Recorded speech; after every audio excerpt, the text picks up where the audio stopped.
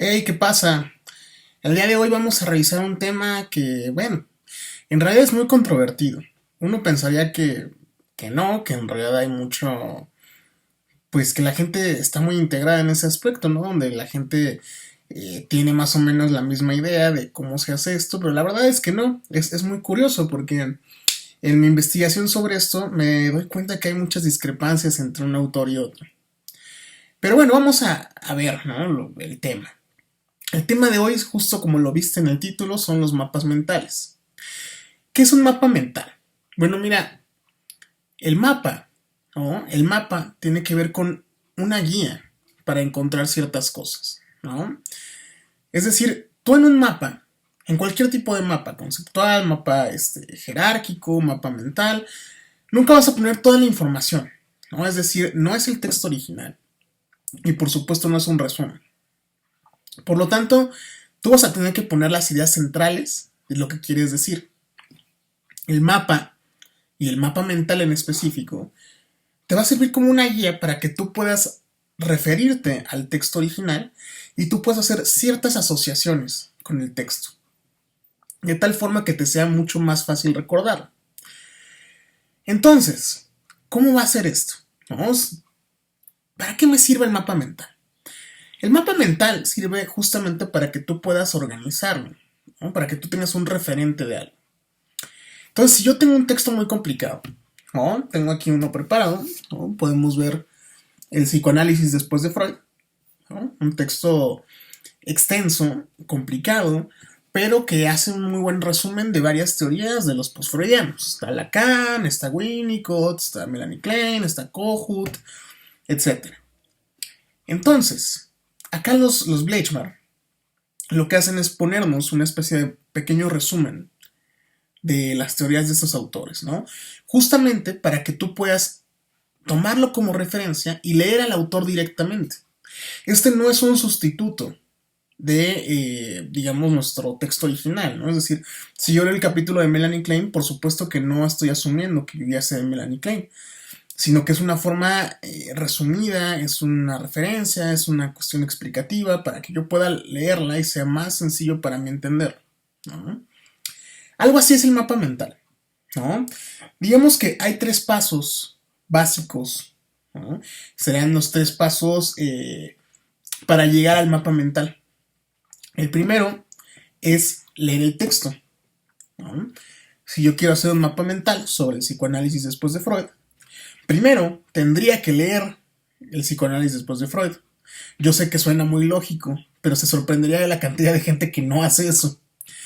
Entonces yo leo el psicoanálisis después de Freud. Entonces digamos que yo mañana tengo un examen, ¿no? Donde tengo que saber las ideas básicas de todos los autores que vienen acá en sus 500 y cacho páginas, 550 casi páginas.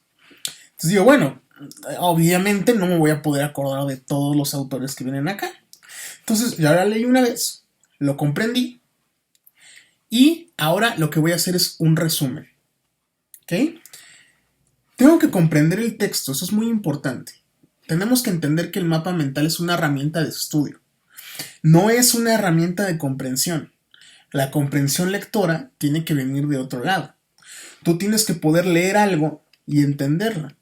Después de eso, tú solamente vas a tener una guía con palabras claves para que tú te remitas a eso.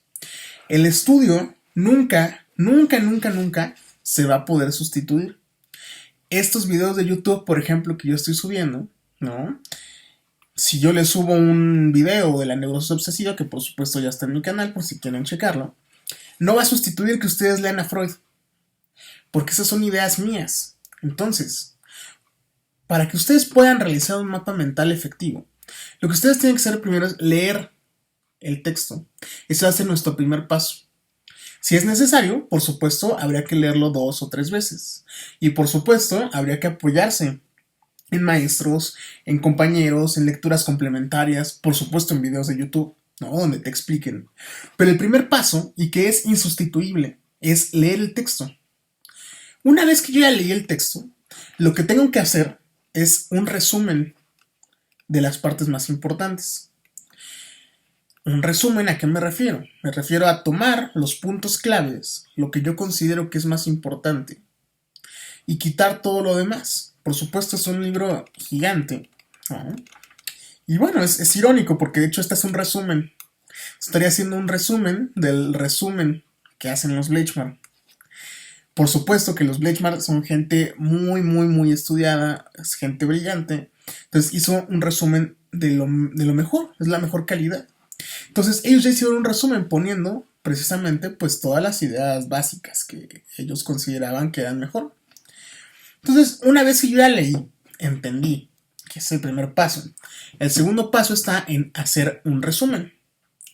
Una vez que yo tenga mi resumen, entonces ahora sí puedo empezar a hacer los diferentes tipos de mapas. En este caso, y en la clase de hoy, vamos a hablar sobre el mapa mental. Ese sería el tercer paso. Entonces tenemos leer, que por supuesto implica comprender. El segundo paso, que implica resumir. Y el tercero es realizar tu mapa. ¿Ok?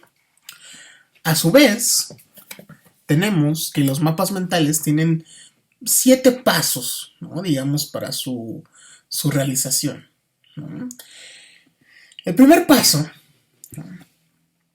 y bueno, aquí es donde justamente empezamos con las discrepancias. Lo que yo les estoy diciendo es una especie de resumen, ¿no? Irónicamente, de lo que leí, ¿no? De esta investigación que hice, pero irónicamente hay muchos autores que discrepan. Entonces yo les voy a decir las distintas perspectivas y les voy a decir mi conclusión al final. Pero básicamente, en lo que concuerdan todos, es que el mapa tiene que estar realizado en una hoja en blanco. ¿Por qué una hoja en blanco? Y cuando hablo de una hoja en blanco, no me refiero a la hoja tamaño carta. Es decir, bueno, obviamente tú normalmente usas una hoja tamaño carta, ¿no? Pero bueno, si te sientes más creativo, pues puedes utilizar una hoja tamaño oficio, una cartulina, un portafolio, etc. Es muy importante que tú utilices una cartulina blanca. ¿Por qué? Porque eso te va a permitir un mayor despliegue de la creatividad. Si tú tienes cuadrados o tienes líneas, justamente como el cerebro funciona por asociación, tú vas a tratar de meter todo en ese espacio y que cuadre con esas partes, ¿no? Entonces, por supuesto que va a mermar un poco la creatividad, ¿no? Acá lo que queremos es que haya una explosión de creatividad, ¿no? Ahí como dicen, un atacazo artístico, ¿no? Entonces tenemos esta explosión de creatividad que se tiene que poner en el papel. Entonces el primer paso es tener una hoja blanca, ¿no? Una hoja blanca en donde tú vas a diseñar tu mapa, ¿no? Nuestro segundo paso pues va a tener que ver con que tú utilices una imagen, ¿no?, que te sea fácil de memorizar, ¿no? Esto es donde empiezan a haber discrepancias entre los autores, ¿no? Hay algunos autores que dicen que las imágenes son más importantes que las palabras. ¿Por qué? Porque las imágenes son más fáciles de recordar, ¿no? La imagen tiene que ver con una parte del cerebro que es, por supuesto, más primitiva, ¿no? Donde queda puesta la imagen y entonces tú lo puedes relacionar con muchas cosas. Ahora, bien, la palabra puede, digamos, como perderse más fácilmente, ¿no? Uno recuerda por una cuestión más primitiva, ¿no?, en imágenes. Uno sueña en imágenes, por ejemplo. Luego lo transforma en palabras. Entonces, y bueno, les digo esto porque yo estoy más de acuerdo con esa perspectiva, ¿no? De acuerdo con esto, si tú colocas una imagen, va a ser para ti mucho más fácil de recordar, ¿no? Recordémoslo como nos decía Freud que funcionaba la mente, ¿no? Es decir, el bebé nace, y eso es lógico, el bebé nace y lo que ve son imágenes. Sería la representación cosa, ¿no? El niño tiene representaciones cosa en la mente, que son puras imágenes. El niño lo que recuerda, por ejemplo, es la voz de la mamá. El niño no recuerda el nombre mamá, y mucho menos el nombre de pila de la mamá. Lo que él recuerda es la voz, lo que él recuerda es la sensación. La sensación de la comida, la sensación de haber visto, ¿no? El tacto. Entonces, el cerebro, ¿no?, yo concuerdo con esta idea, de que el cerebro lo que recuerda son mejor las imágenes. Entonces, de acuerdo con esta teoría, uno tiene que colocar la hoja en un modo horizontal y en medio poner la cuestión de una imagen que te sea fácil de recordar y que sea muy representativa, ¿no? Y pasa, ¿no? Por ejemplo, si yo he usado este libro muchísimo tiempo, ¿no? Entonces, la cuestión de la portada es una cosa que yo la tengo muy en mente, ¿no? Entonces, si me ponen la portada, yo recuerdo perfectamente que este es el libro de los Bleichmar, ¿no? Por ejemplo, acá tengo otro libro, ¿no? Un libro de Winnicott, acá con las flores, ¿no? La cuestión así del azulito, ¿no? Entonces tengo mi libro así, ¿no? En mi librero. Entonces cuando yo volteo y digo, está desacomodado mi libro, ¿por qué? Porque yo sé que este es de Winnicott, porque es azul, ¿no? Azul en el lomo. No tanto por las palabras, sino que el cerebro lo recuerda mejor por las imágenes. Entonces el primer paso, más bien el segundo paso, sería colocar una imagen que te sea representativa y fácil de recordar, ¿no? De tal manera que se puedan ir hilando las asociaciones, ¿no? Bueno, tienes tu hoja blanca, horizontal, con tu imagen en el centro, y entonces lo que vas a empezar es a desarrollar tus ideas, ¿no? Entonces, el paso 3, justamente, tiene que ver con que uno va a empezar a sacar líneas, ¿no? Todo el mundo hemos hecho mapas mentales, ¿no? Vamos a empezar a sacar líneas del centro que vayan haciendo una especie de ramificaciones, ¿no? Para esto vamos a tener que utilizar muchos colores. ¿Por qué? Porque los colores estimulan la mente, ¿no? Ahí tenemos otra discrepancia entre autores, ¿no? Porque algunos dicen, mira, no uses tantos colores, porque justamente como estimula la mente, va a estar mucho más fijado en la cuestión del color que en lo que está representando. Pero bueno, yo sí considero que si uno estimula varios elementos, ¿no? Y varios aspectos del cerebro al mismo tiempo, es más fácil que uno pueda asociar. Entonces, mi recomendación es imagen y líneas de colores. ¿Ok? Entonces, tenemos varias líneas de colores y es muy importante que para cada idea, para cada ramificación, ¿no? Para cada idea central, ¿no? Tengamos un color diferente, ¿no? Entonces, vamos a tener una idea central que va a tener varias ideas alrededor que salen de eso, ¿no? Ramificaciones. Y todos van a ser de ese mismo color, ¿no? Entonces, digamos, nuestra primera idea central está en rojo, ¿no? Retomemos el ejemplo sobre el psicoanálisis después de Freud, ¿no? Hablando sobre el psicoanálisis, ¿no? Tenemos acá, por ejemplo, la cuestión, ¿no? De Melanie Klein, ¿no? Tenemos acá Melanie Klein, ¿no? Que es el capítulo 5, y entonces nuestra primera rama sería el tema de Melanie Klein, ¿no? Es importante, ¿no? Y eso nos remite al punto 4, que se utilicen ideas centrales, ¿no? Y con ideas centrales me refiero a que utilicen palabras cortas, ¿no? Vamos a poner Melanie Klein, ¿no? Entonces vamos a sacar una rama gruesa de la imagen del centro y sobre esa vamos a poner la palabra o las palabras Melanie Klein, de tal forma que yo sé que ese tema va a tener que ver con Melanie Klein. Ahora, de la rama gruesa van a empezar a salir varias ramas más delgadas, ¿no? En esas ramas delgadas podemos poner posición esquizoparanoide, otra rama que diga posición depresiva, otra rama que diga pareja parental combinada, otra rama que diga defensas maníacas, otra rama que diga defensas obsesivas, otra rama que diga el duelo, ¿no? Entonces vamos a tener una rama gruesa que va a tener ramas más finas. Y de esas ramas finas van a empezar a salir otras ramas más finas, ¿no? De tal forma que se va a hacer una especie de árbol. Entonces tenemos nuestro primer tronco, nuestra primera rama gruesa, digamos, ¿no? En color rojo, en color azul, en color verde, ¿no? Y entonces toda esa parte, cuando hablemos de Melanie Klein, va a ser de un solo color, el color rojo, por ejemplo, ¿no? Entonces vamos a utilizar ramas gruesas, de las que salgan ramas finas, y que a su vez de esas salgan ramas más finas. Pero es importante, muy, muy, muy importante, que ustedes tengan en mente que no van a poner ahí el resumen del texto, van a poner una palabra, tal vez dos, ¿no? De tal forma que no se pierdan, ¿no? Que es una cosa muy visual, muy dinámica, ¿no? Porque si van a poner el chorro y van a poner el párrafo y van a poner la explicación, pues mejor lean el resumen para que hagan un mapa mental, ¿no? Entonces lo que tienen que hacer es justamente eso, ¿no? Ahora, es muy importante, ¿no? Y ese, digamos, sería el punto 5, que entiendan que las ramas que vamos a estar utilizando tienen que ser curvas. ¿Por qué curvas?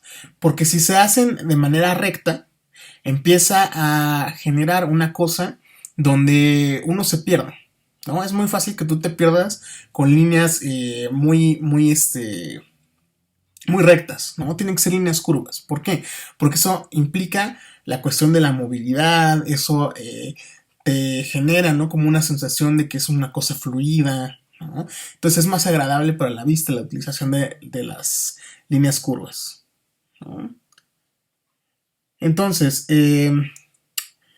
para cada línea, ¿no? Esa es parte de lo que les decía yo sobre la cuestión de las discrepancias que existen. Para cada línea y para cada idea tenemos que utilizar una imagen, ¿no? Por ejemplo, ¿no? Si vamos a poner escisión, ¿no? Pues a lo mejor podríamos representarlo con el yin y el yang, ¿no? Entonces ya recuerdo que hay una parte mala y hay una parte buena y que la mala contiene la buena y toda esta idea, ¿no? Entonces yo cuando veo el yin y el yang, yo recuerdo, claro, escisión. ¿No? Si por ejemplo voy a hablar del mecanismo de proyección, a lo mejor puedes poner ahí una cámara así como de cine, ¿no? Un proyector de cine, ¿no? Si voy a hablar, ¿no? De defensas maníacas, ¿no? A lo mejor voy a poner ahí una fiesta, ¿no? Unos globos y unas serpentinas, ¿no? Obviamente, ¿no? No todos somos muy buenos dibujantes, pero bueno, si a ti te puede servir, digamos, para recordarlo y para asociarlo por esta cuestión de las imágenes que te contaba hace un momento, pues qué mejor, ¿no? Qué mejor que utilizar esa herramienta, ¿no? Y bueno, ¿no? Pues bueno, lo importante es que ustedes entiendan que este tema central va a tener muchas ramificaciones y cada uno va a tener un punto central que a su vez se desprende de varias cosas. Es muy importante que ustedes lo hagan visualmente atractivo. No porque se lo vayan a calificar bien o mal, etcétera, sino porque si es visualmente atractivo, uno se queda enganchado y uno es más fácil que lo recuerde. El cerebro funciona así. Entonces, este tema y este tipo de mapa funciona porque tiene que ver con las asociaciones que hace la mente, ¿no? La mente funciona por asociaciones, de hecho, por eso el psicoanálisis funciona así, ¿no? Uno dice una palabra y se le viene a la mente otra, y luego viene otra, y luego viene otra, y luego viene otra, y luego viene otra, ¿no? Entonces, el mapa mental sirve para que tú puedas asociar y va a estar siempre apoyado por imágenes, ¿no? Colores, va a ser una cosa visualmente muy atractiva. Por ejemplo, si tú haces un mapa jerárquico, lo que vas a poner, y de hecho es muy similar, ¿no? Lo que tú vas a poner arriba es una idea central, por ejemplo, el psicoanálisis de Freud, y luego vas a sacar jerarquías, ¿no? Cosas que van siendo más importantes que otras, ¿no? Entonces yo hasta abajo pondría Melanie Klein, Kohut, Winnicott, Lacan. Y entonces de ahí iría sacando más y más. Entonces el mapa jerárquico es hacia abajo, por ejemplo, ¿no? El mapa conceptual tiene que ver con llaves, ¿no? Entonces es obviamente horizontal, pero viene de izquierda a derecha. Entonces en la izquierda tenemos la idea central que se va derivando en varias otras ideas que se van deconstruyendo.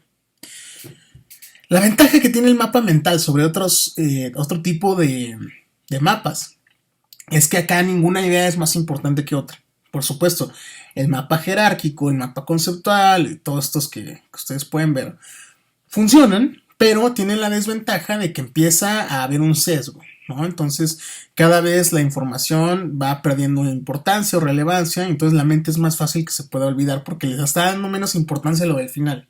O sea, lo importante es lo del principio. Entonces, el mapa mental, la ventaja que tiene es que no hay una jerarquía, sino que todo está al mismo nivel. Eso es muy bueno para poder estudiar porque así no se te olvida nada, ¿no? Entonces, esta es una cuestión que tiene su basamiento, ¿no? en esta cuestión neurológica. Entonces es muy interesante, es muy importante y es un tema muy bueno para estudiar, ¿no? Por supuesto no solamente sirve para estudiar, sirve para que tú puedas ponerle, digamos, como orden, ¿no? A tus ideas, no solamente al estudiar, sino en tu vida cotidiana a lo mejor, ¿no? Las cosas que tienes que hacer, las cosas que viste, cosas que sientes que te faltan, ¿no? Entonces es muy bueno para ordenar tu mente, ¿no? Para ordenar tus ideas, ¿no? La gente que es muy desorganizada le puede servir mucho esto, ¿no? La gente, ¿no? El clásico que no lleva cuaderno a la escuela, ¿no? Y entonces anda como bien perdido, ¿no? Trae la mochila y esté perdida y tal, ¿no? Entonces, pues es muy bueno, ¿no? Si tú quieres empezar a formar hábitos y me parece una herramienta excelente. Yo sé que no es para todos, pero bueno, es una herramienta que ustedes pueden utilizar en cualquier momento, sobre todo para materias más difíciles y que tienen que ver con conceptos muy específicos, ¿no? Neuropsicología, farmacología, psiquiatría, todas estas cosas, el conductismo, por ejemplo, son muy buenas y se prestan mucho a este tipo de cosas, ¿no? La cuestión que tiene que ver con el pensamiento libre y la creatividad, no tanto. Pero para cosas un poquito más concretas, un poquito más hechas, de pasos concretos, pasos específicos, pues bueno, ¿no? Entonces, como tarea, lo que tienen que hacer es hacer un mapa mental sobre el mapa mental, ¿no? Entonces, bueno, se los dejo en su plataforma y nos vemos la siguiente. Bye.